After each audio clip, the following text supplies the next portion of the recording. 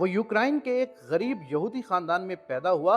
خاندان اسرت میں زندگی گزار رہا تھا۔ گھر میں بجلی تھی، گیس تھی اور نہ ہی پانی تھا۔ گرمیاں خیریت سے گزر جاتی تھیں، لیکن یہ لوگ سردیوں میں بھیڑوں کے ساتھ سونے پر مجبور ہو جاتے تھے۔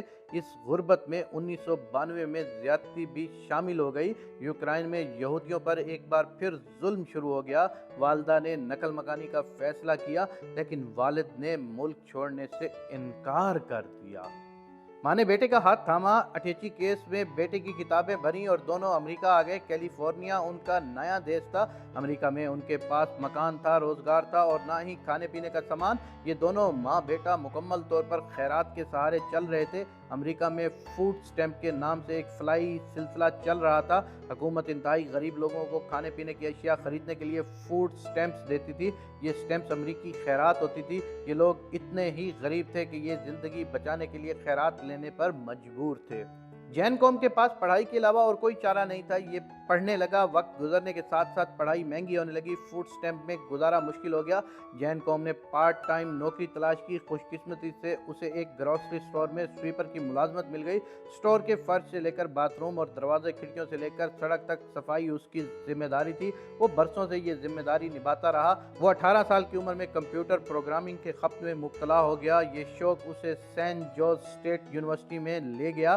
وہ 1997 میں یاہو میں بھرتی ہو گیا اور اس نے 9 سال تک سر نیچے کر کے یاہو میں گزار دیے۔ 2004 میں فیس بک آئی۔ یہ آہستہ آہستہ مقبول ہوتی چلی گئی۔ یہ 2007 میں دنیا کی بڑی کمپنی بن گئی۔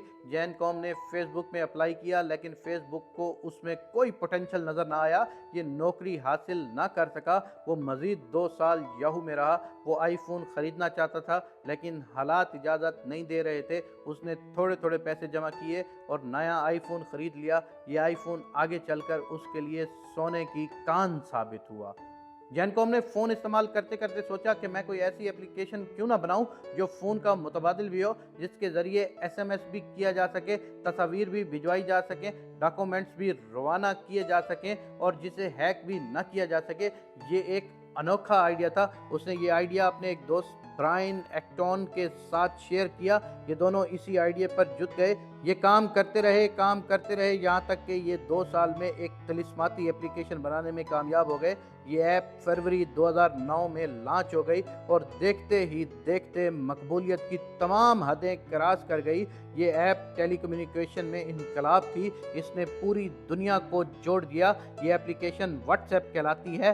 دنیا کے 1 ارب لوگ اس وقت بھی یہ ایپ استعمال کر رہے ہیں۔ یہ ایپ دنیا کا تیز ترین اور محفوظ ترین ذریعہ ابلاغ ہے۔ آپ واٹس ایپ ڈاؤن لوڈ کریں اور آپ دنیا کے کسی بھی کونے میں چلے جائیں۔ آپ کو نیا فون اور نیا نمبر خریدنے کی ضرورت پڑے گی اور نہ ہی آپ کسی موبائل کمپنی کے ہاتھوں بلیک میل ہوں گے۔ آپ پوری دنیا کے ساتھ رابطے میں رہیں گے۔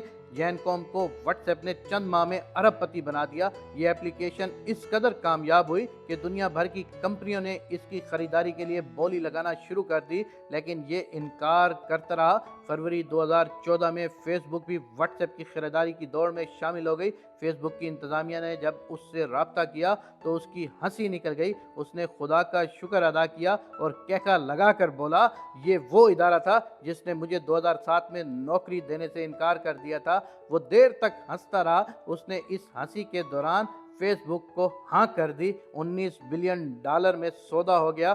یہ کتنی بڑی رقم ہے، آپ اس کا اندازہ پاکستان کے کل مالیاتی ذخائر سے لگا لیجئے۔ پاکستان کا فارن ایکسچینج اس وقت $22 ارب ہے اور پاکستان 70 برسوں میں ان ذخائر تک پہنچا، جبکہ جین قوم نے ایک اپلیکیشن $19 ارب میں فروخت کی۔ جین قوم نے فیس بک کے ساتھ سودے میں صرف ایک شرط رکھی کہ میں فوڈ سٹیمپ دینے والے ادارے کے ویٹنگ روم میں بیٹھ کر دستخط کروں گا۔ فیس بک کے لیے یہ شرط عجیب تھی۔ یہ لوگ یہ معاہدہ اپنے دفتر یا اس کے آفس میں کرنا چاہتے تھے، لیکن وہ ڈٹ گیا، یہاں تک کہ فیس بک اس کی ضد کے سامنے پسپائی اختیار کرنے پر مجبور ہو گئی۔ ایک تاریخ طے ہوئی۔ फेस बुक के लोग फलाई सेंटर पहुंचे। वो वेटिंग रूम के आखिरी कोने में आखिरी कुर्सी पर बैठा हुआ रो रहा था। वो क्यों ना रोता, ये वो सेंटर था जिसके इस कोने की उस आखिरी कुर्सी पर बैठकर वो और उसकी माँ घंटों फूड स्टैम्प्स का इंतजार करते थे। ये दोनों कई बार भूखे पेट यहाँ आए और शाम तक भूखे प्यासे यहाँ बैठे रहे। वेटिंग रूम में बैठना अजियतनाक था, लेकिन इससे बड़ी अजियत खिड़की में बैठी खातून थी। वो खातून हर बार नफरत से उनकी तरफ देखती थी। तंजिया मुस्कुराती थी और पूछती थी, तुम लोग कब तक खैरात लेते रहोगे, तुम काम क्यों नहीं करते। ये बात सीधी उनके दिल में तराजू हो जाती, लेकिन ये लोग खामोश खड़े रहते थे। खातून उठी, स्लिप देती थी, माँ कागज पर दस्तखत करती थी और ये लोग आंखें पूंछते हुए वापस चले जाते थे। वो बरसों इस अमल से गुजरता रहा। चुनांचे जब कामयाबी मिली तो उसने अपनी जिंदगी की सबसे बड़ी कामयाबी उस वेटिंग रूम में मनाने का फैसला किया। उसने $19 बिलियन की डील पर फूड स्टैम्प के इंतजार में बैठे लोगों के दरमियान बैठकर दस्तखत किए, चेक लिया और सीधा काउंटर पर चला गया। फूड स्टैम्प्स देने वाली खातून आज भी वहां मौजूद थी। जैन ने $19 बिलियन का चेक उसके सामने लहराया और हंसकर कहा, आई गॉट अ जॉब, और सेंटर से बाहर निकल गया। ये एक गरीब अमरीकी के अज़्म और हिम्मत की अनोखी दास्तान है। ये दास्तान साबित करती है कि आप अगर डटे रहें, मेहनत करते रहें और हिम्मत कायम रखें तो अल्लाह तबारक व तआला आपके लिए कामयाबी के दरवाजे खोलता चला जाता है।